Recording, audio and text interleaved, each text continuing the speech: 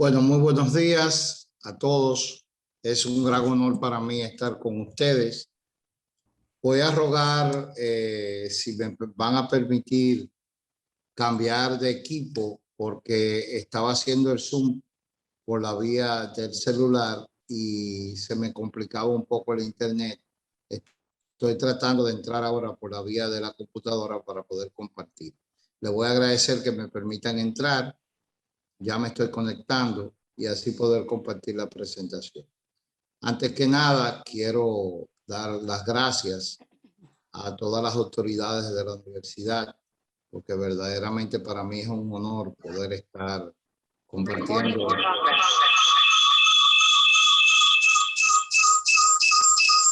Vamos a dejar el audio. Ok, perfecto. Gracias. Voy a salir del tema del celular. Me van a disculpar un segundo nada más.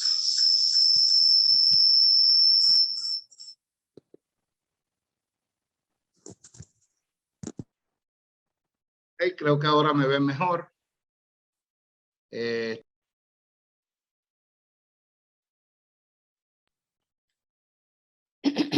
Ahora nos vamos a ver mucho mejor.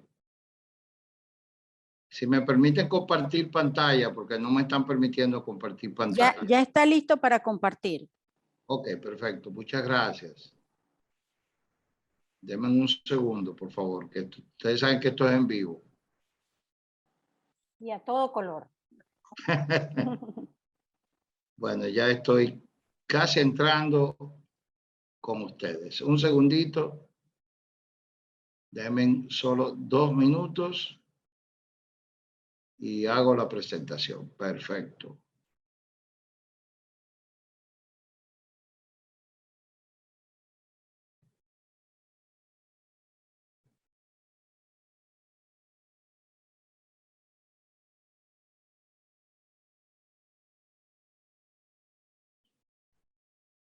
Un segundo, por favor, para poder compartir pantalla. Miren a ver si ya se está viendo el compartir la pantalla, por favor. Correcto. Ya se está viendo. Sí, ya se ve. Sí, Osiris, se ve claro. Ok, perfecto. Vamos a tratar de darle. Aquí voy.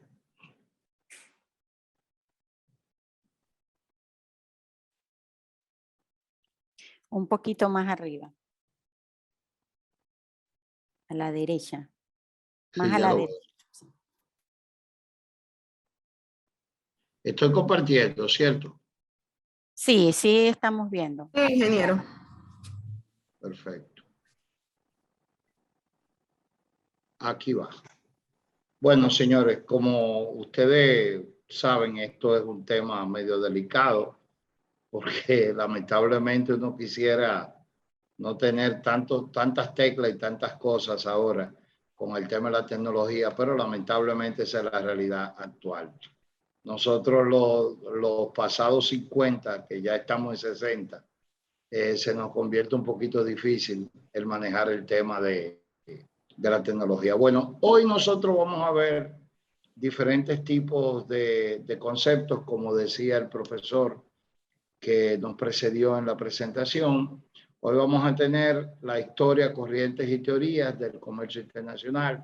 Vamos a ver cómo ha pasado el tema del petróleo al coltán y del coltán al grafeno, que son los elementos que ahora mismo están generando todos los cambios en la estructura de lo que son las partes de electrónica y los devices, los aparatos electrónicos con los que nosotros jugamos a diario, porque yo digo que nos pasamos el día jugando.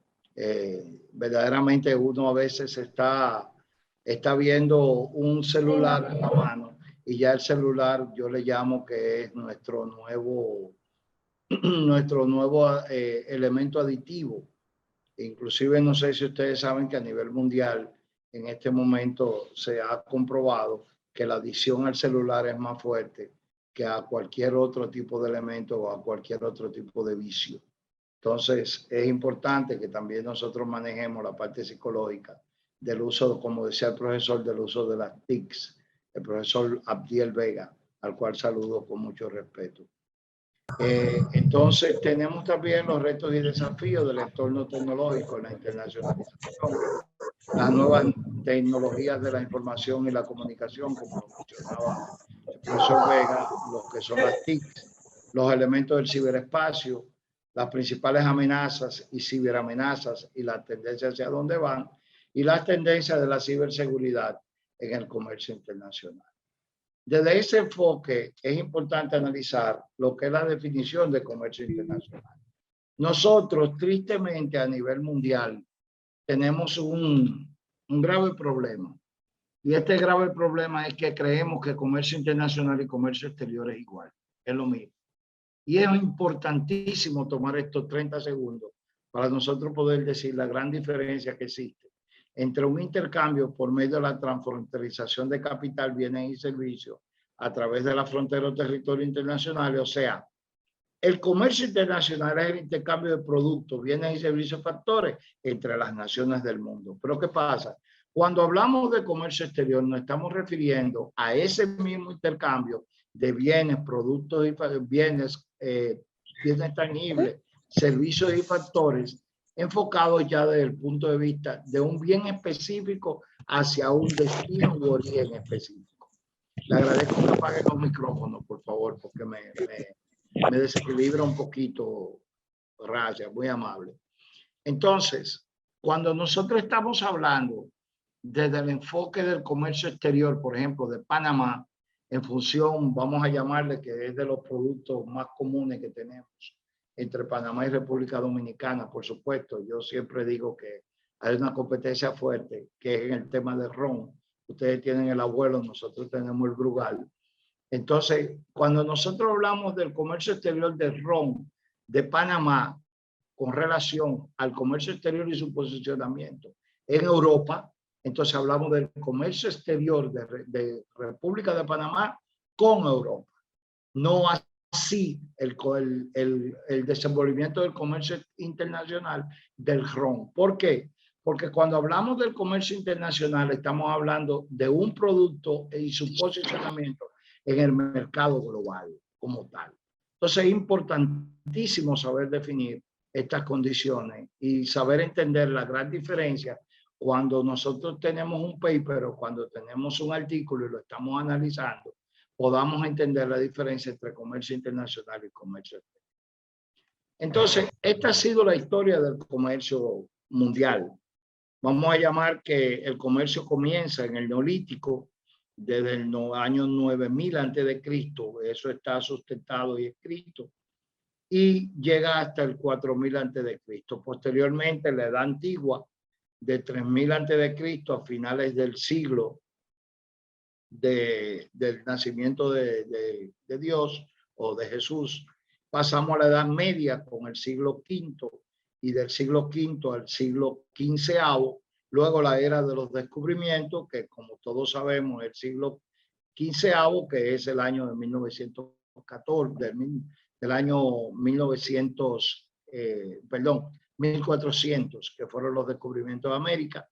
Posteriormente, el comercio transatlántico, ya con el nacimiento de la Revolución Industrial en los años 1700, la creación de la máquina del vapor y por ende el primer barco a vapor que se conoce y del cual Panamá real y efectivamente, yo siempre he dicho, es el ombligo de América, que es el hecho del nacimiento del famoso buque de vapor, el Cutty Sark o Cutty Sark, que es el emblema de ahora de un whisky escocés. Entonces, tenemos las innovaciones y básicamente las innovaciones en el transporte del siglo XIV y la globalización del siglo XX y XXI. Por ende, entramos ya en el siglo XXI, en el siglo XXI, como se le llama, a la era de la tecnología y al nacimiento del e-commerce. Es importantísimo conocer esas etapas porque en función de la filosofía del comercio internacional, nosotros podemos entender con mayor facilidad lo que vamos a ver hoy. Uno de los elementos fundamentales para poder hablar de comercio y más de comercio internacional es saber de economía internacional. Dentro de la estructura del comercio internacional existe una rama que es la economía del comercio internacional, que es la que se encarga de analizar y conocer a profundidad las corrientes y las teorías del comercio internacional. Por eso es importantísimo también saber la diferencia entre una corriente y una teoría en materia del comercio internacional. Por ejemplo, la corriente griega, que era la que establecía el esclavismo, donde el esclavismo se asienta, se crea un nuevo modo de producción y Platón explica la división del trabajo. Luego entra la corriente escolástica, que es donde la economía crece como elemento y crea un conjunto de leyes entendidas como preceptos morales. Su finalidad era la buena administración de actividades económicas y el principio, por supuesto, del precio justo, o sea, dependía del valor inherente de las mercancías, del producto como tal. Luego viene la corriente mercantilista, que la conocemos a través del feudalismo, que son las premisas del desarrollo capitalista. Y por último, en este ramo, la corriente fisiocrática, que surge en el siglo XVIII, que es la precursora de la economía moderna. Entonces, dada esta situación, vamos a ver ahora lo que son las teorías. Vimos anteriormente las 4 fundamentales corrientes económicas. Por supuesto, nos queda la quinta, que es la actual, que es la corriente de la globalización. Entonces, o mejor dicho, de la integración económica. Cabe resaltar que dentro de todo este esquema, y es importantísimo verlo, yo quiero dejar al escenario un poquito claro que este tema es un tema muy delicado que no se puede tratar en una hora. Yo voy a tratar de hacer lo imposible por llevar la mayor fluidez y la mayor rapidez posible, pero realmente es un tema muy delicado, como el profesor decía, tiene muchas aristas, pero yo quiero que ustedes nazcan, salgan desde abajo hacia arriba y podamos entender por qué ha surgido todo este esquema general en función de este punto. Entonces, las teorías sobre el comercio internacional se basan en 4 teorías fundamentales. La número 1 es el mercantilismo, que viene dado previo a lo que fue la teoría de las ventajas absolutas del profesor Adam Smith. Parece que hay un celular, hay un tema abierto ahí.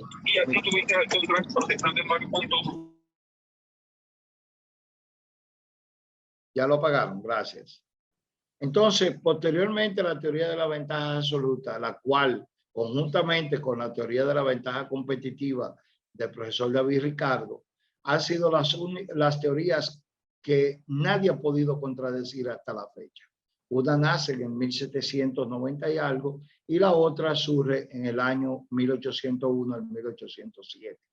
Entonces, ya ustedes pueden imaginar que son unas teorías que van a cumplir más de 300 años y todavía lo único que se ha hecho es mejorarla, como es el caso del teorema de Haeckel, Onley y Samuelson, que establecen condiciones básicas sobre lo que es el aspecto de la economía dentro del concepto del comercio internacional.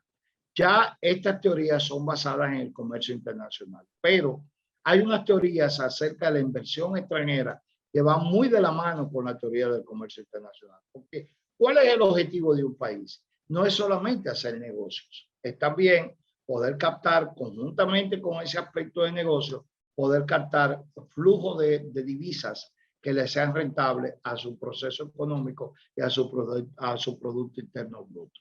Entonces, dado este concepto, vamos a hablar sobre las teorías acerca de la inversión, o mejor dicho, la vamos a citar, porque no hay tiempo para poder explicarla cada uno.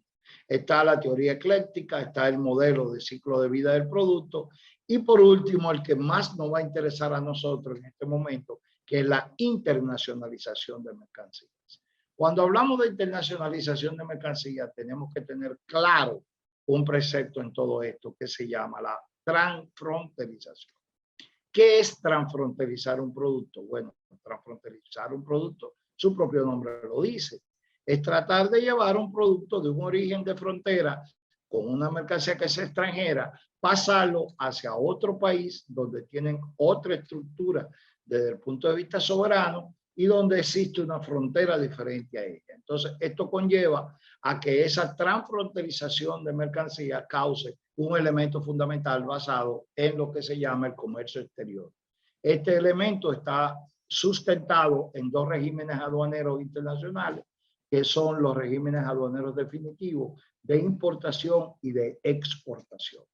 Yo espero que hasta aquí ustedes hayan obtenido la información correcta. Si alguien quiere hacer algún comentario o tiene algún aporte adicional a este tema, con mucho gusto yo se lo recibo. Bueno, parece que no me ha levantado la mano nadie. Entonces, ¿qué estábamos hablando? Bueno, estábamos hablando primero de las corrientes económicas. Las vimos. Vimos las teorías económicas. Ahora, ¿qué es lo que ocurre a nivel del mundo? Bueno, a nivel del mundo hay que organizar ese concepto y este concepto está organizado en dos bloques fundamentales, que son los modelos de comercio internacional. Los modelos de comercio internacional están basados fundamentalmente en las teorías del comercio internacional. ¿Por qué? Porque uno es desde el punto de vista librecambista y el otro proteccionista. Uno va enmarcado fundamentalmente a la doctrina económica que propugna la no intervención del Estado en el comercio internacional. Este es el famoso libre cambio, que los políticos, valga la redundancia, como la economía se dice muy claro a nivel de las áreas nuestras, de los economistas, que la expresión más sublime de la economía es la política. Los políticos han adoptado el libre cambio como un concepto más político que económico y le han llamado el famoso neoliberalismo, o sea, un precepto que verdaderamente es económico porque el liberalismo es dado a partir de David Ricardo y sustentado posteriormente y solidificado por el concepto de la teoría basada en lo que es Samuelson, Morley y Haeckel.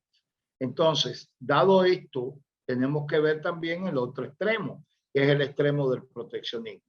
Este está basado en aranceles, en políticas arancelarias y en salvaguardia económica. Cabe resaltar, y es muy importante que ustedes lo comprendan así, que cuando hablamos de aranceles y políticas arancelarias y salvaguardia económica, estamos hablando de que un país se está protegiendo su producción nacional, no solo de productos, sino de servicios o de factores. Entonces, ahí encaja el proteccionismo. Por ende, cuando a mí me dicen, ¿y de qué corriente tú eres? Yo le digo de las dos. ¿Por qué? Porque no existe un país que pueda ser de un solo modelo de comercio internacional. Tenemos que tener modelos de ambos lados. ¿Por qué? Porque el país tiene que proteger su producción nacional y al mismo tiempo tiene que aperturar la frontera. Ahí es donde jugamos en ese famoso equilibrio que debemos buscar. Bueno, para no hacer muy largo este tema, vamos a entrar entonces en el comercio internacional, sus fundamentos y sus doctrinas. El primer fundamento del cual se basa el comercio internacional son los recursos. ¿Por qué? Porque un país depende de su comercio internacional y se fundamenta básicamente en el aspecto climático, en las materias primas que pueda tener, en el capital y en la mano de obra. Ya desde el punto de vista moderno, tenemos que verlo en la tecnología, que es el know-how, o sea, el conocimiento, y en la eficiencia. O sea, cuán rápido yo puedo hacer las cosas para poder ser cada vez más competitivo y competitivo. Las dos cosas, poder estar en competencia y a la misma vez poder compartir todo tipo de estructura y recibir, por supuesto, lo que se llama la transferencia de tecnología, que es uno de los elementos primordiales por los cuales los países en este momento hacen tanto uso de las TICs. Entonces, las doctrinas están basadas, como lo decía, claro y preciso, en dos elementos, en el libre cambio, que son dados por ayuda financiera mediante la cooperación y la UTEC, que es el organismo que maneja este tema, las deducciones, que son basadas fundamentalmente en el concepto de que nosotros tenemos que buscar la manera de reducir los aranceles a nuestro producto, al ingreso en otros países, y las subvenciones, que son castigadas mediante el concepto de medidas contra subvenciones del GATT 94, e incluso hay un acuerdo previsto de obstáculos técnicos al comercio y en lo que se llama salvaguardia y medida de subvenciones. Entonces, el proteccionismo es lo contrario. El proteccionismo va hacia el arancel, hacia los contingentes y hacia las barreras no aranceladas. ¿Qué instrumentos se maneja en un país para poder equilibrar el comercio internacional? La balanza de pagos, donde vamos a tener tipo de cambio, o sea, para todo lo que es el concepto de mercancía, servicio, renta, transferencia, y lo otro por cuenta de capital, donaciones, ayudas y patentes. Desde el otro punto de vista están los mercados de divisas, la balanza financiera, que son las inversiones y las variaciones de activos netos, que vienen dadas a veces hasta por el propio turismo y las inversiones que se hacen dentro de la estructura minera y ese tipo de aspectos. Ustedes tienen la dicha de tener el canal, que es un productor de recursos y de divisas permanente, y es, además de eso, conlleva al más mínimo esfuerzo de inversión más que en lo que se llama el mantenimiento. Y por supuesto ahora recientemente la reestructuración que tuvimos. Entonces, ya para el mercado de divisas vamos a entender que los tipos de cambio tienen dos variables, que son los flexibles y los ajustables. Ahora vamos a analizar lo que es la realidad del entorno comercial mundial. Miren, a nivel de la realidad del entorno del comercio mundial, se manejan cuatro aspectos muy importantes. El número uno es la Escuela de Comercio Internacional, que es nueva. O sea, ahora los que hemos estudiado comercio internacional estamos volviendo a aprender de comercio internacional. ¿Por cuál razón yo explico que estamos volviendo a aprender? Por una razón muy sencilla, señores. El comercio internacional de ahora no es el comercio internacional de antes, y mucho más pasado el 2019 con el tema de la pandemia.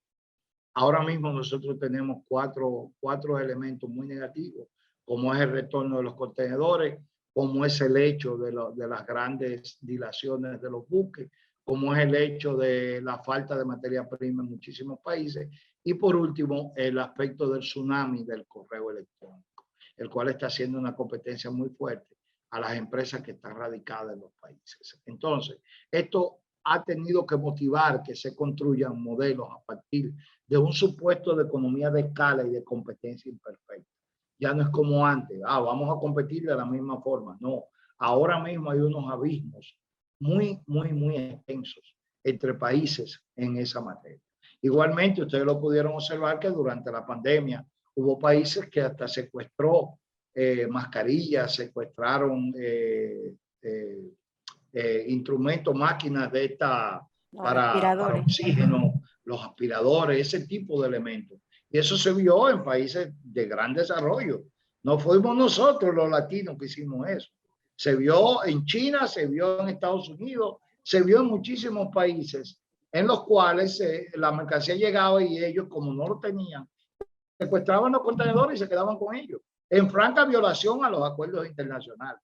Pero se entendía que esta situación real efectivamente era provida. Y esta fue la excusa, entre comillas, para hacer ese tipo de variaciones. Entonces, ya no hay una escala de economía perfecta. Ya tenemos que trabajar en competencia imperfecta.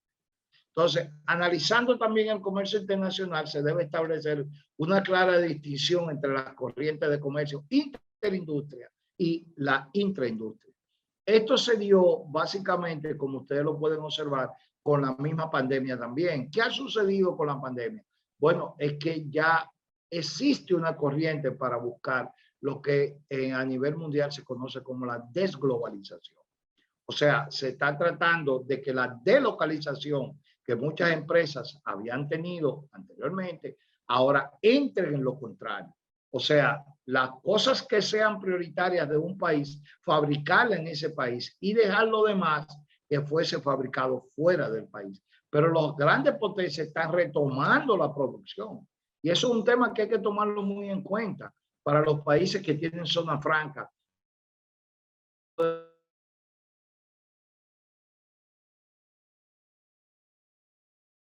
Proporciona argumentos a veces consistentes en contra de la política librecambista internacional. Y eso no hay nada que hablar, eso yo lo mezclo con el último esquema. ¿Por qué? Porque ahí viene lo que se llamó el modelo de corriente económica de Trump, que fue totalmente proteccionista. Trump abrió una guerra en contra de China completa. Tuvo sus bemoles positivos, tuvo sus bemoles negativos. Pero si nosotros leemos a Stiglitz y leemos a Paul Krugman, nos damos cuenta que ambos tenían el concepto muy claro, muy específico, de que no podíamos volver a la era del dinosaurio en materia de lo que era el proteccionismo total, en el sentido de que lo mío era lo perfecto.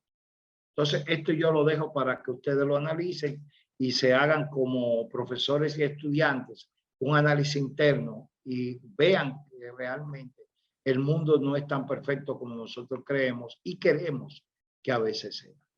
Entonces, dado esto, aquí están los elementos fundamentales, que son los organismos de la globalización. Estos organismos de la globalización son los que han generado los nuevos modelos económicos a nivel del comercio internacional. Estos son el GATT, que pasó a ser OMC. Luego la OMC estableció los acuerdos regionales de comercio, que sirve como plataforma. Y por último, esos acuerdos regionales de comercio, que pueden ser bilaterales o multilaterales, son los que remueven las barreras para el comercio de inversión. Aquí yo les estoy dejando una idea de que ustedes vean las 20 naciones más globalizadas en comercio internacional. Si ustedes pueden observar ahí, yo pienso que han sido un poquito injustos, porque hay dos países como México y Chile que ni aparecen por ahí. Y México y Chile han tenido un gran desarrollo en sus estructuras. Veo a Canadá, que pertenece al hemisferio nuestro, y veo a Estados Unidos, pero después no veo ningún otro país que sea del área de América. Vamos a llamarle del hemisferio americano. Entonces, esto que estamos viendo son las realidades del entorno. ¿Hacia dónde va el comercio internacional? Bueno, ahí entramos en materia. Nosotros vamos a tener en este momento que analizar las nuevas 8 tecnologías mejor posicionadas para experimentar un auge en un mundo post-COVID-19. ¿Cuáles son ellas? Si ustedes se ponen a analizar, ustedes están viendo que ninguna pertenece al mercado de bienes. Todo absolutamente es intangible. Entonces, ¿hacia dónde vamos? Bueno, vamos hacia un concepto fundamental que será el cerebro del comercio mundial, que va a ser la inteligencia artificial. Esa inteligencia artificial va a conllevar a que se estructure una tecnología de protección, de seguridad, que se llama blockchain. Este blockchain va a generar también una interfaz de usuario de voz y de persona, o sea, de usuario de voz y aparte de voz de imagen. Luego vamos a ver que todo se va a registrar ya no en esos grandes laboratorios que teníamos, y va a estar en una nube. Vamos a ir a la computación de nube, señores. O sea, el Big Data va a entrar en todo lo que es nuestro sistema de sangre intelectual. ¿Por qué? Porque ya todo, así como el cerebrito nuestro acumula tanta información, ya la tecnología va a ser un elemento fundamental para acumular también esa información. Entonces, ¿esto qué va a conllevar? A que toda esa información que está en esos elementos que son exógenos, que no lo tenemos el control nosotros, tienen que estar seguros. Entonces ahí nace el precepto de lo que es la ciberseguridad como elemento. Pero ¿qué va a pasar? Que eso no se queda ahí. Ahí viene el sustituto de los seres humanos. ¿Qué es el sustituto de los seres humanos? Bueno, el Internet de las cosas. El IoT. Ya nosotros te estamos viendo robot para todo. Aunque, como digo yo, y lo mantengo y lo sostengo, 200 robots de una fábrica de carros o de automóviles me pueden fabricar 10.000 carros en un mes. Pero yo nunca he visto un robot comprando un vehículo en un concesionario. Siempre somos los humanos los que vamos a terminar usando. Ahora, ¿qué va a ocurrir? Que ya estamos observando que todo ese esquema que está ahí está dejando el Internet y su elemento de comunicación lo está dejando atrás. Y vamos a tener que recurrir a las redes 5G. Pero ya no estamos en 5G, ya estamos por 7G. Lo que pasa es que en América Latina todavía estamos comenzando a ver los 5G. Entonces, por último, vamos a tener la realidad virtual. Y es la que estamos viviendo en este momento. Yo estoy viendo muchísimas caras bonitas, estoy viendo gente que le tengo aprecio. ¿Por qué vía? Por la vía digital. No hay otra cosa. Y el que no quiera entender eso, lamentablemente se quedó fuera del tren. Entonces, ¿qué es lo que hay que hacer? Engancharse del último vagón. Por favor, apaguen los micrófonos, porque es que cuando sale alguien con el micrófono, me rompe el esquema de concentración. Muchas gracias. Entonces, todo esto que yo estoy hablando se basa sobre qué? En una plataforma digital. Esta plataforma digital está concebida en dos elementos. Está concebida en primer lugar en un hardware, que es el elemento que va a hacer el equipo con el cual nosotros vamos a poder correr los software. Entonces, para hacer esos hardware, nosotros necesitamos elementos físicos, materiales, merciológicos, para poder crear esos hardware. Esos hardware se dan ahora por dos vías. Se dan con el paso del petróleo al coltán. ¿Qué es el coltán? Bueno, el coltán ahí se lo estoy explicando, que es un compuesto de colombita y tantalita de color negro o marrón muy oscuro. Por el coltán han habido hasta guerra en Sudáfrica, porque pertenece a los elementos de las tierras raras. Entonces, esta materia, para que ustedes lo sepan, esta materia prima, en un futuro no muy lejano va a poder hacer tambalear la geopolítica mundial. Y es tanto así que basado en este y en el que viene ahora, que es el grafeno, este es un elemento todavía más noble porque surge del grafito y su estructura es sumamente maleable. Entonces ya nosotros no vamos a tener esas carcasas de los relojes, sino que lo que vamos a tener es una lámina que nos la vamos a pegar en el cuerpo y esa lámina va a tener toda la información a vida y por haber. Y usted dirá, pero este hombre tiene que estar loco. No, yo no estoy loco. Eso ya existe. Lo que pasa es que para llegar a nuestra área es un poquito más difícil que llegarle a otros países. Entonces ya ustedes vieron dos de los elementos más importantes, pero no queda ahí. Hay otros elementos adicionales de modernismo, como son el rayo de neutrón, que supera ya al rayo X, al rayo gamma. Hay un sinnúmero de novedades que tristemente el tiempo no me da a traer. A mí me hubiese gustado tener unas 4 horas con ustedes, pero la universidad me dijo, no, solamente es una. Tristemente, pero vamos a tratar de cumplir con usted. Entonces, señores, las nuevas tecnologías de la información y de la comunicación son el resultado de todo aquello que hemos visto. Antes de entrar ahí, a mí me encantaría, para no ser tan monótona esta conversación, que alguien me diera algún comentario, algún aporte, alguna pregunta, y así me dan el chance también a yo tomarme un poco de café. A ver, ¿quién me ayuda con eso?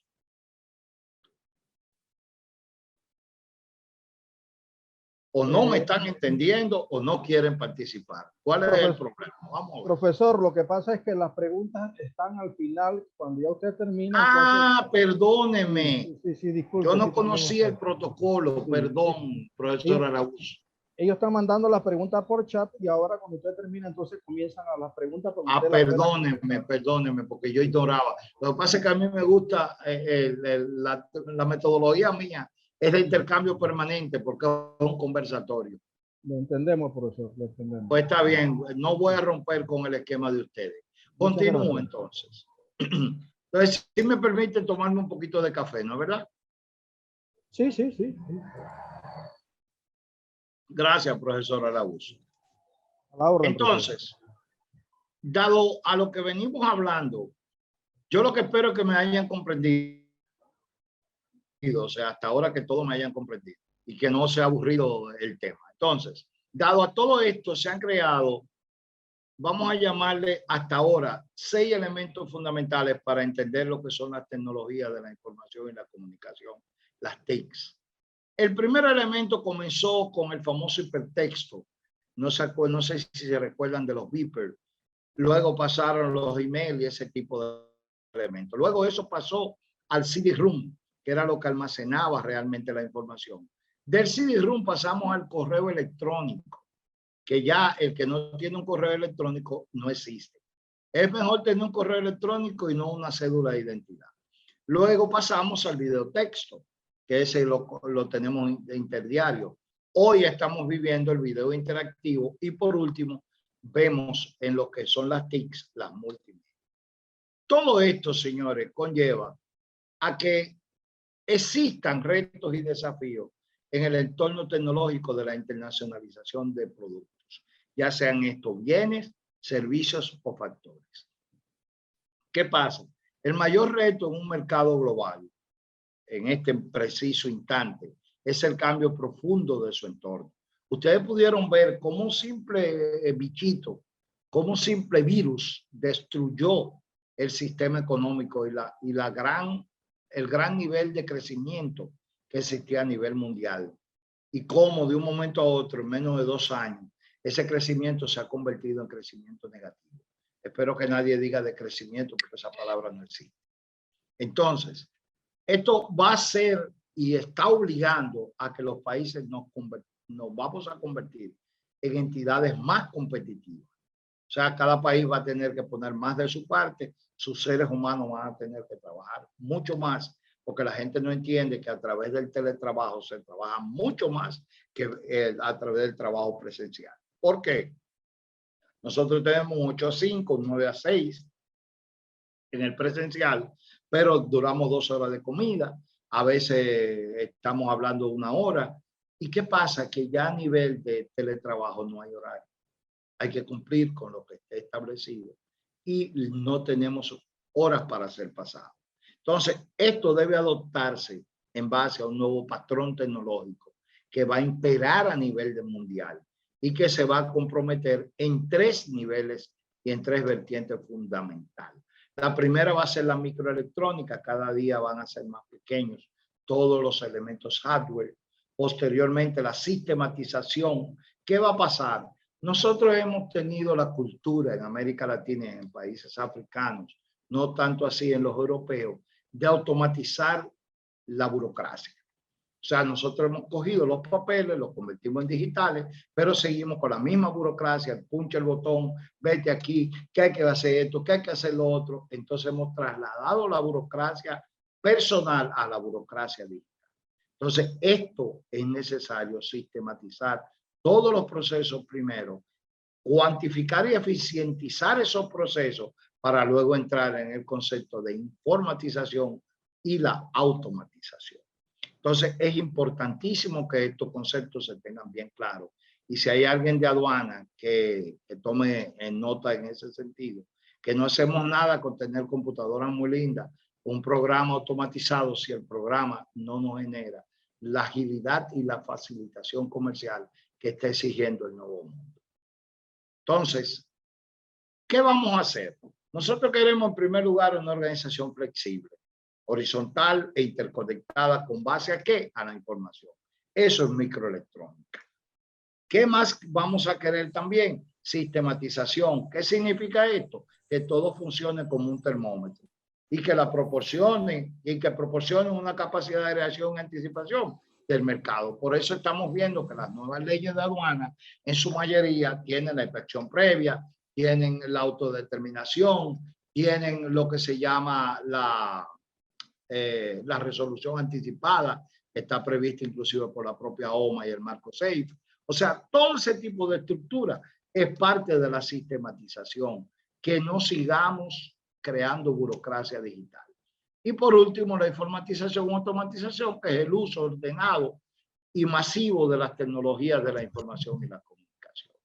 Dado estos conceptos, las características de las TIC o de las nuevas tecnologías van a estar basadas en los siguientes principios: interactividad, instantaneidad, interconectividad y por último calidad de imagen y sonido. Si esos 4 principios no se dan, no vale la pena trabajar con la tecnología de información y comunicación. Por eso es tan importante que los países se acojan a los últimos niveles de alternancia cuando sean necesarios. Entonces, vamos a entrar ya en el aspecto que la conferencia exige o el conversatorio exige, que es el elemento del ciberespacio. Aquí nosotros vamos a tener 3 fundamentos básicos, que son los datos, las tecnologías de la computación y fundamentalmente todo lo que tiene que ver con la tecnología desde el punto de vista general. Los datos provienen del latín datum, significado que es algo que se llama lo que se da. Miren, yo esta lámina la voy a simplificar con una sola palabra. En este momento, un dato vale más que una gota de petróleo. En otras palabras, en este momento la información vale más que cualquier otra cosa a nivel del mundo. Entonces, si usted no tiene información, si usted no tiene la forma cualitativa y cuantitativa de manejar los datos en una investigación o de un hecho, sencillamente usted no tiene ningún elemento para poder planificar. Entonces, por eso los datos son el elemento fundamental y este es el siglo del dato. Así le hemos llamado, el siglo del conocimiento basado en el dato. Luego, las tecnologías de la computación son viejas, ya las conocemos, aplicación, plataforma e infraestructura. Y por último, lo que tiene que ver con las tecnologías de la información, que real y efectivamente nosotros la vivimos a diario, son los ordenadores, las computadoras, todo el procesamiento y almacenamiento de datos y por supuesto el concepto del app.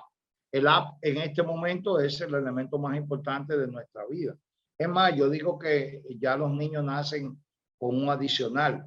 El niño antes traía un pan debajo del brazo, ahora trae un celular. Entonces, ese, no, ustedes se ríen, pero es que es una realidad. Incluso yo creo que los celulares no deberían clasificarse, el 85, sino llevarlo allá a la 90, donde están las prótesis, porque ya el celular es una funida prótesis de uno. Nos tienen locos con esos aparatos. Es tan así que yo cuando hago reuniones con mis hijos, lo primero que les digo, me sueltan los aparatos, porque es conmigo que van a hablar, no es con el aparato. Entonces, esto es importantísimo que ustedes lo tengan en cuenta. Ahora, ¿qué pasa? Que esos mismos elementos que nosotros estamos utilizando son nuestros propios enemigos o nuestros peores enemigos, porque son a través de ellos que a nosotros nos hacen daño. Hoy yo sufrí un hackeo en Instagram y me publicaron un sinnúmero de cosas que yo no publiqué. Y díganme ustedes qué uno puede hacer en una plataforma que real y efectivamente es una plataforma pública. Yo pensé hasta salir, me dije, no le voy a dar el deseo y el placer para que sigan publicando. Entonces, señores, nosotros tenemos en este momento tres mundos claros donde actuar. Tenemos un mundo físico, que es el de acceso inmediato. Este está basado en los sentidos del espacio, donde el espacio establece límites. Yo estoy ahora mismo en Panamá, porque yo estoy dentro de mi yo, estoy en Panamá, pero físicamente yo estoy en República Dominicana. Eso pasa con los alimentos y los objetos. Ya en el elemento del mundo físico, pasarlo al mundo del ciberespacio, el acceso continuo es siempre, pero medido y sin distancia global. ¿A través de qué? De una plataforma llamada Internet. Y eso es lo importante que yo quiero que ustedes vean. Familiar. Y por favor, apague y ve. Gracias. Entonces están los mundos sociales, que es el que acabo de referirme. Estos mundos sociales son canales de comunicación que crean fuentes de información. Es un mundo donde la imaginación es mi yo. Es un mundo personal donde yo transmito saber, experiencia y todo tipo de criterios a través de ese mundo, pero donde yo no tengo la seguridad suficiente para poder controlar ese tipo de operación. Entonces, por eso existen lo que se llaman las principales ciberamenazas y sus tendencias, donde tenemos código malicioso o malware, tenemos ransomware, tenemos hackers y delincuentes y tenemos el crimen organizado o cybercrime. Entonces, como decía el profesor Vega ahorita, le vamos a dar una repasadita porque el tiempo no nos da para verlo todo en detalle. Vamos a verlo así muy someramente por láminas. En primer lugar, la principal es el código malicioso. Este no es más que un software que se instala dentro dentro del ordenador sin permiso del usuario. Hay diferentes tipos de malwares, que son troyanos, virus, adware, DDoS, backdoors, el Kylo, que es súper peligroso, y unos spywares y uno, bueno, el famoso spam, que ustedes lo conocen bastante, que nos genera unos problemas a veces hasta familiares con la gente. Entonces, estos van ejecutando acciones en perjuicio del sistema y entran dentro del tipo de lo que lo encontramos como troyanos y gusanos. Dentro de esta clasificación pueden haber lo denominado spyware, adware o los zombies o los famosos troyanos. Entonces, aquí vamos a ver el ransomware. El ransomware no es más que un tipo de amenaza que es muy temida y perseguida por la red. ¿Por qué? Porque en los últimos años no solo se encriptan los archivos que tienen guardados, sino que además bloquea el equipo, te lo bloquean. ¿Con qué finalidad? Con que tú tengas que pagar posteriormente por evitar que ese bloqueo se ejecute o permanezca. Cuando tú tienes esa información, lo que te vale son los datos, entonces te exigen dinero a cambio en ese tipo de estructura. Están los hackers, que eso no hay ni que explicarlo. Es una persona que es experta en alguna rama de la tecnología y se dedica a intervenir o a realizar alteraciones técnicas con buenas o malas intenciones sobre un producto o dispositivo. Hablar de eso, los Panama Papers es uno de los mejores ejemplos para poderlo tocar. Ahora hay otro caso que se dio muy reciente. Entonces están los ciberdelincuentes, ya eso es otro criterio. Estos trabajan en grupos, están bastante bien organizados y la diferencia con ellos es que estos buscan lucrarse con cada uno de sus ataques. O sea, no son como los anteriores que lo hacen por molestar o vamos a decir por placer. Esto lo hacen con un determinado criterio de poder hacer o captar recursos, como es el caso de la criptomoneda y ese tipo de elementos. Entonces ya está el cybercrime, que es el crimen organizado, el cybercrime, que es ya otro tipo de elemento y ya este es perseguido a otro nivel por Interpol. Y es importantísimo que ustedes entiendan que este tipo de crimen organizado ha hecho cosas como paralizar ciudades, paralizar acueductos y un sinnúmero de elementos. O sea, por eso es importante que ustedes tengan las tendencias de las amenazas que han habido hasta el 2020, de todo lo que es el criterio de los sistemas cuando han sido amenazados. Esta lámina yo se la dejo para que ustedes tengan una visión de los ataques que se han realizado, que han sido efectivos a nivel de lo que son las tendencias de ciberamenaza. Las tendencias actuales de la ciberseguridad en el comercio internacional va a ser aplicada en el comercio internacional a través de la facilitación del comercio por medio a la aplicación del paquete de Bali para lograr operaciones más seguras. No hay otra manera de poder desarrollar. En otras palabras, nosotros tenemos que proteger nuestro sistema de comercio internacional amparado en ese instrumento multilateral que es el concepto del paquete de Bali o lo que se llama FC, Acuerdo de Facilitación del Comercio. El enfoque que se le está dando a esto hacia las amenazas de la seguridad en las operaciones de comercio, y no solo de comercio, también en el transporte internacional, sea este terrestre, marítimo, ferroviario, aéreo, cualquiera de ellos, es por medio de la aplicación de códigos internacionales. Estos códigos internacionales, por favor, los micrófonos. Estos códigos internacionales están previstos, inclusive ya hay un ejemplo de ello, que es el caso de la OMI, que ha creado la protección de los buques en las instalaciones portuarias, el famoso PBIP. Este va a dar, por supuesto, cuando sucede una alerta, para que ustedes tengan una idea de cómo funciona, va a delegar, va a facilitar la información e impartir instrucciones oportunas. Eso es ya motivo de tripulación y el capitán.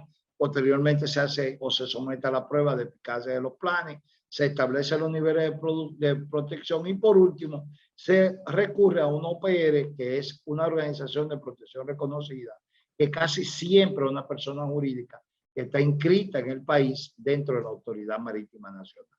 Allá en Panamá debe existir, creo que sí existe. No tengo conciencia de causa con Panamá, pero aquí en República Dominicana sí existe, a través de la Asociación de Navieros. Entonces, ¿cuál es el otro elemento que nosotros tenemos que tomar en cuenta dentro de la tendencia de la ciberseguridad? La administración de la gestión del error y de los riesgos al mismo tiempo en el comercio internacional. Por medio del Comité de Administración de Errores y Riesgos de una empresa o de una institución, nosotros vamos a poder detectar el error, porque es que el error es causal y ocurre en cualquier agujero de la cadena del transporte o del manejo de la mercancía, de la logística. Entonces, dado estas circunstancias, nosotros tenemos que tener un control efectivo sobre los aparatos que nosotros manejamos. ¿Por qué? Porque si nosotros no vemos cuántos errores se generan a diario dentro de nuestro sistema, no vamos a poder cuantificar la forma de gestionar mayormente los riesgos. Porque a mayores errores, por supuesto, mayor riesgo. Entonces, no castiguemos el error. Vamos a premiar los errores. Y usted dirá, pero ¿cómo se puede premiar un error? Bueno, en lugar de usted castigar un error que no sea intencional, porque ahí está la intención del dolo, entonces lo que hay que prever es cuantificar qué tipo de error y tipificar qué tipo de error es el que se va a premiar y cómo se premia para que la gente no se quede con el error guardado. Porque a medida que la persona se queda con el error, es donde generalmente suben los niveles de riesgo. Entonces es importantísimo manejar esta teoría, que se aplica mucho en la aviación y es una teoría creada por la aviación chilena y ha dado muchos resultados en el aspecto de la aviación y en algunas aduanas. Entonces, otro elemento importante es, y eso es importantísimo, la armonización de los sistemas aduaneros. Señores, tenemos que proponer ante la Organización Mundial de Aduanas y de las aduanas a nivel mundial, no solo de América Latina, la armonización de los sistemas automatizados de comercio exterior. No podemos seguir segregando esos sistemas e incluso haciendo que los directores generales de aduanas, en su mayoría y sus equipos de tecnología, salgan millonarios comprando sistemas y utilizando recursos de nuestro Estado, cuando real y efectivamente hay sistemas que sus software son gratis a nivel internacional. Y son sistemas que han dado resultados en países en los cuales real y efectivamente era un caos el sistema aduanero. Entonces, vamos a quitarle ese concepto de que real y efectivamente la automatización y la sistematización en materia de transporte y en materia de aduana sea un negocio para esos políticos que llegan a nivel de manejo administrativo. Y yo estoy hoy en el gobierno dominicano, estoy perteneciendo a la aduana dominicana y una de mis grandes banderas es esa. O sea, acabemos con el concepto de la comercialización y del negocio de los software. Dígame usted, ¿qué hace un software oriental aplicándose en América Latina cuando la filosofía del software oriental es completamente de exportación y la nuestra real y efectivamente es de importación? Porque nosotros no somos grandes fabricantes. Entonces, ¿cuál es el objetivo de traer esto? Bueno, es que llega un chinito con unos maletines, nos pone esos maletines arriba del escritorio y entonces cualquier otro software que sea por convenio de país a país queda eliminado. ¿Por qué? Porque hay un negocio con ese tema. Y esto yo no lo vengo denunciando ahora, lo vengo denunciando de toda la vida, porque la verdad está ahí y los hechos están dados de que hay países que han gastado 60, 70, 80 millones de dólares y la aduana cada vez es peor su automatización y su facilitación, igualmente sus puestos. Entonces dejamos eso en la cabeza de usted. Aquí le voy a dejar la integración de las operaciones del comercio internacional en los procesos de ciberseguridad cibernética. Yo quisiera explicarlo uno por uno, pero el tiempo ya yo veo que me está cayendo encima. Ya aquí son las 12 del mediodía y no sé si me podrán permitir por lo menos decir los elementos fundamentales. Lo primero que tenemos que tener es planeación. Lo otro es la implementación y verificar las operaciones, o sea, hacer lo que se llaman los cronogramas operativos.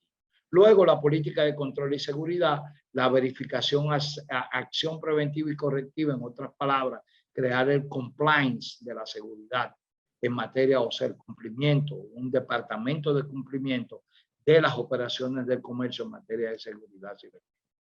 Revisión por parte de la gerencia y una mejora continua.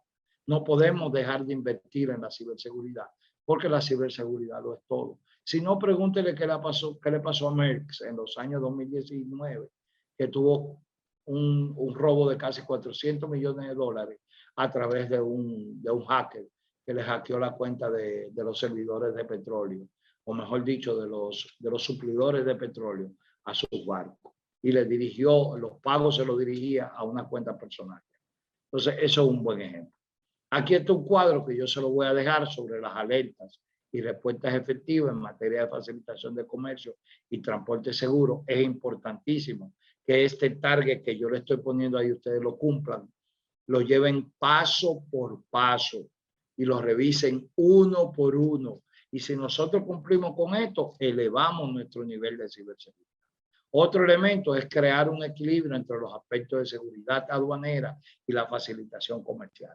No podemos seguir pensando que si nosotros facilitamos el comercio, estamos perdiendo control y no podemos seguir siendo controladores en contra de la facilitación.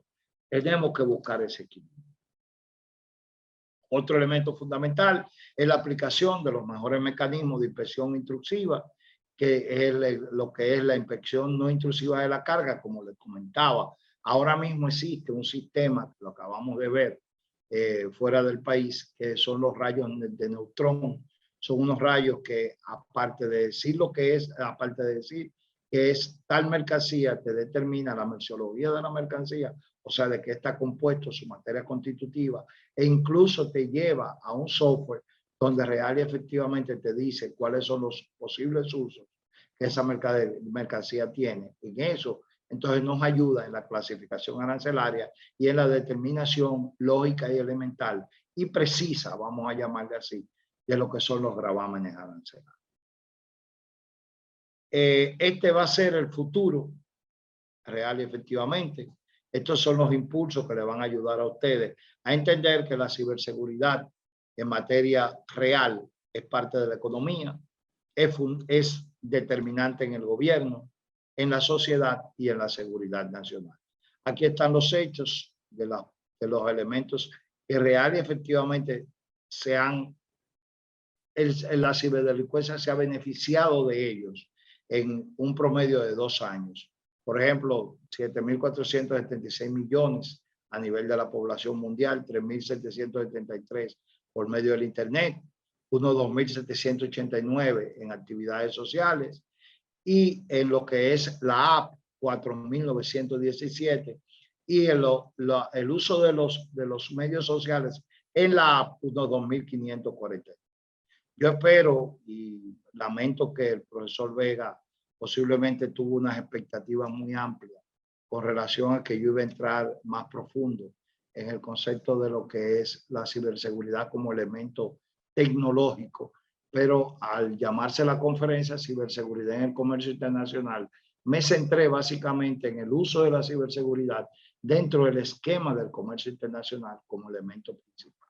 Entonces, espero haber cumplido con ustedes, espero no haberlos aburrido y que en algún momento pueda tener el honor de volver a mi segunda patria, que es Panamá. Y nada, como digo yo, poder comer carimañola y comerme ese famoso ceviche de ustedes. Un fuerte abrazo a todos y quedo a la disposición. Y muchas gracias de nuevo a las autoridades de la universidad por este aspecto. Excelente disertación, ingeniero Osiris. En este momento pasaremos al periodo de preguntas y respuestas. Como primera pregunta tenemos la pregunta de nuestro compañero Emir Saucedo. ¿Qué tipo de soluciones existen para hacer frente a un problema o ataque cibernético a la seguridad de un software que provoca pérdidas al comercio internacional? Mire, prever real y efectivamente hay un detalle que es importante conocerlo. En los 20 años que yo tengo en Naciones Unidas, una de las condiciones más delicadas que nosotros hemos tenido siempre es el tema de la ciberseguridad, porque la ciberseguridad no se prevé. La ciberseguridad no puede preverse, la ciberseguridad es correctiva, no es preventiva. Ahora, ¿qué es lo que se hace? Se ponen los elementos necesarios, como es el blockchain, para evitar la mayor capacidad de penetración por parte de la ciberdelincuencia. Ese es el único objetivo que hasta el momento se ha podido desarrollar. Existen muchos programas, existen elementos generales. Recordemos que el blockchain nace de lo que es la criptomoneda y posteriormente la seguridad de la criptomoneda. Pero el que le diga a ustedes que existe un modelo específico para poder prever un ataque cibernético, yo sencillamente diría que no tiene realmente conocimiento de causa sobre lo que es ciberseguridad. Osiris, A la orden. tienes la cámara apagada. Sí, la tengo apagada porque estoy en una computadora que real y efectivamente, déjenme accesar por otro lado para que me puedan ver. Con mucho gusto y discúlpenme porque estaba no te concentrado en la preocupes, lámina. Pensé que no sabías. No, sí, yo lo sabía, por eso lo Puede hice, quedarse así. para no descuidarme en el No, pero sentido, Siri, no hay ahora sí vamos problema. a ponerlo. No, ahora sí lo voy a poner. No hay Por problema. favor, denme entrada de nuevo. Además, así le evito también ver a este tipo tan feo ya por tanto tiempo. Bexy, yo esperaba que iba a decir, no, profesor, usted no es feo. No, pero si tú sabes que tú eres guapo. Ahí va a atacarme. Ok, vamos a entrar ahora a la cámara. A ver si me ven. Vamos a dejar de compartir. Y a ver si me pueden ver en la cámara. ¿Me ven ahora? Búsquenme como si... Aún sigue la pantalla. Sigue convirtiendo la pantalla. Hay que dejar de compartir. Ahora mismo dejé de compartir. Ahora sí. Ahora me pueden ver. Sí, le vemos en Osiris M. Ramírez Ponce. Ese mismo soy yo hasta ahora. No sé si la profesora Isbedana lo puede destacar.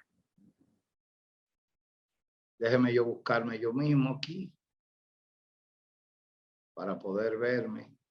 Un segundito. Ok, podemos seguir en lo que yo voy trabajando, buscando. Pero hay mucha gente. Uf, ¿cuánta gente? 93 personas.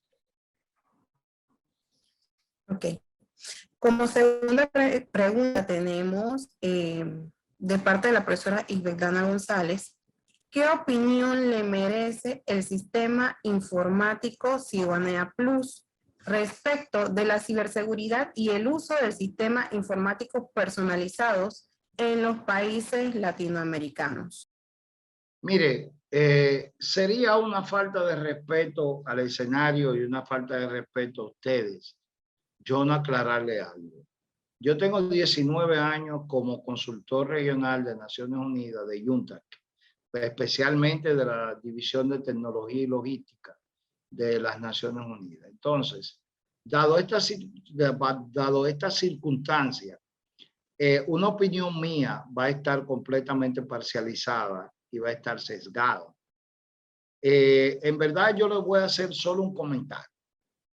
Yo acepté venir a la Dirección General de Aduana pidiendo una licencia voy a hacer este pequeño comentario, pidiendo una licencia allá en Ginebra, y pedí esto porque yo quería que la República Dominicana le diera la oportunidad a Sidonea, o a Sicuda, como se llama en inglés, de poder demostrar que la plataforma no era lo que se pensaba.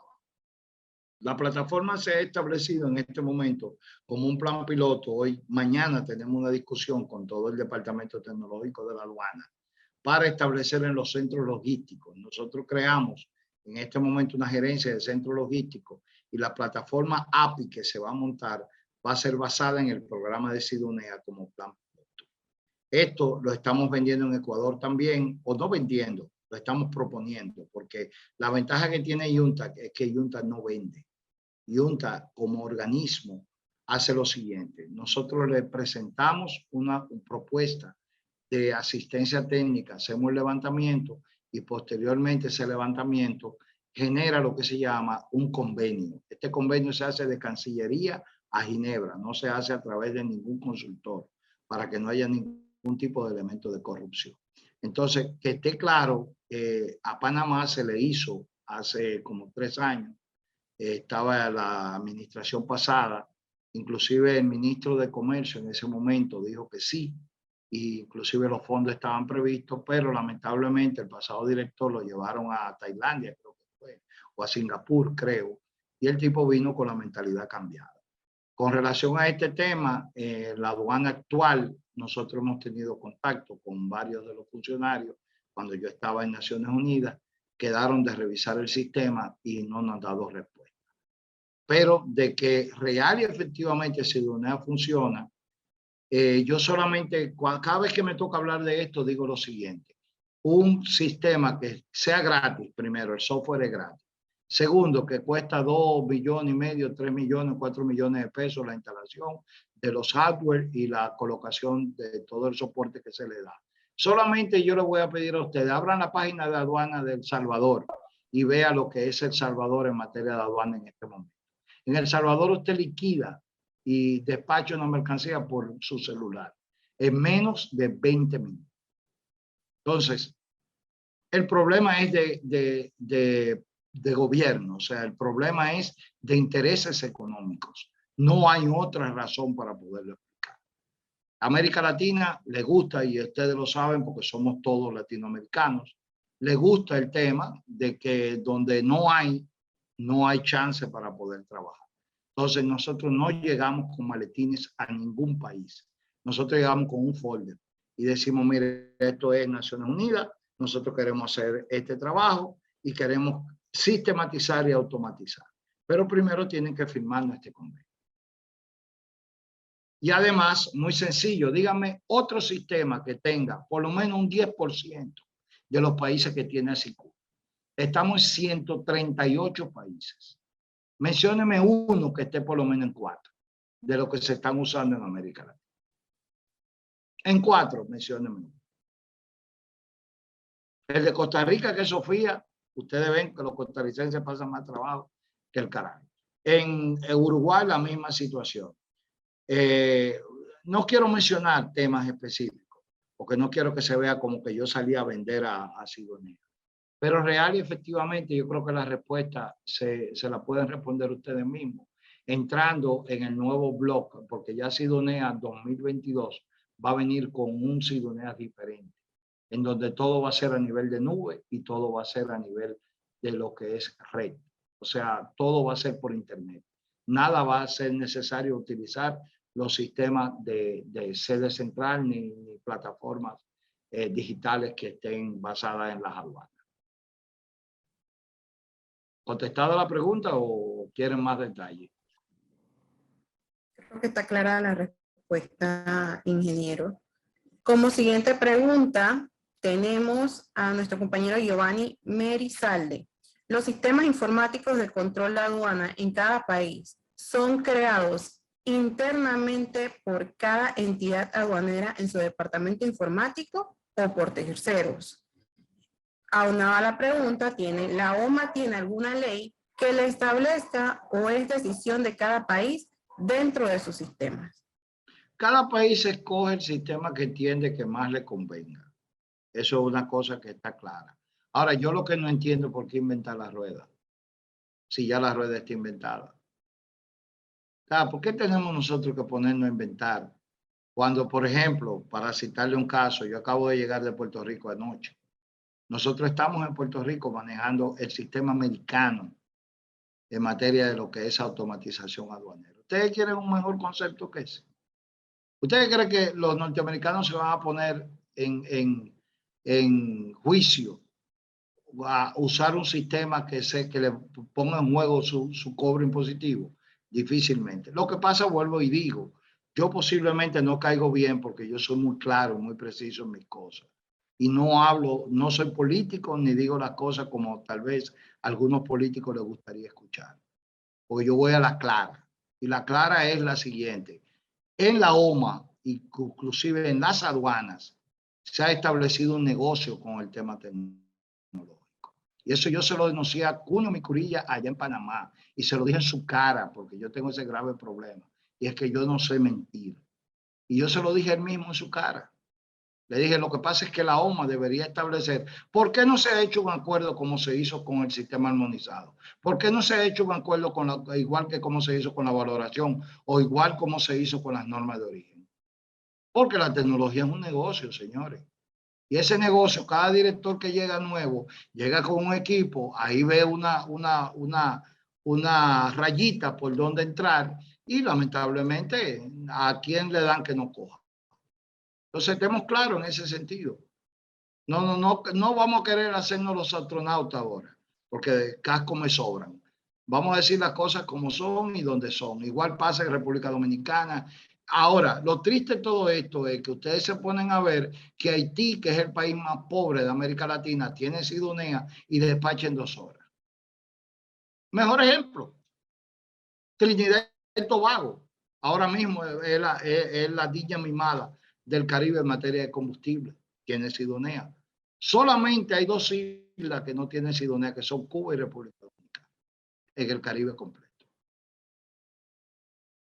Entonces, eso de estar creando sistemas, no significa esto que los requerimientos de cada aduana no sean correctos. Yo me imagino que cada plataforma debe tener un requerimiento adaptado al comercio internacional de cada país, porque los intereses de Panamá no son los intereses de República Dominicana. Panamá tiene 20, 30, 40 empresas industriales.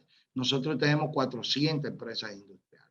O sea, Panamá sirve más al servicio que al bien. Entonces, ese concepto era lo que yo hablaba ahorita sobre lo que son los modelos económicos y lo que son las teorías económicas y las corrientes económicas.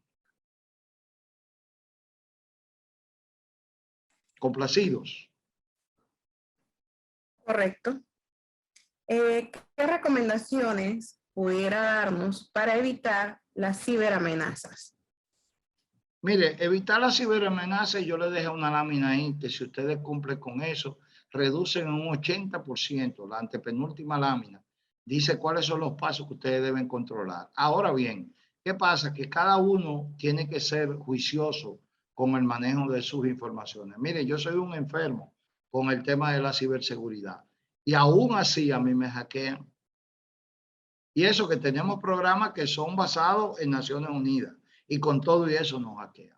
Si ustedes se fijan, mi correo es Yahoo, porque Naciones Unidas no permiten un correo que no sea Yahoo, porque no entra en la red de intranet de Naciones Unidas. Y acuérdense que el EDIFACT y el INTERFACT que nosotros tenemos es quien lleva las estadísticas de comercio internacional del mundo entero.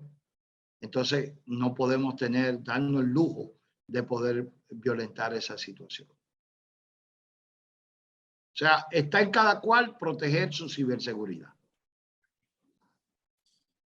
Gracias, ingeniero Ponce, por aclarar nuestras dudas.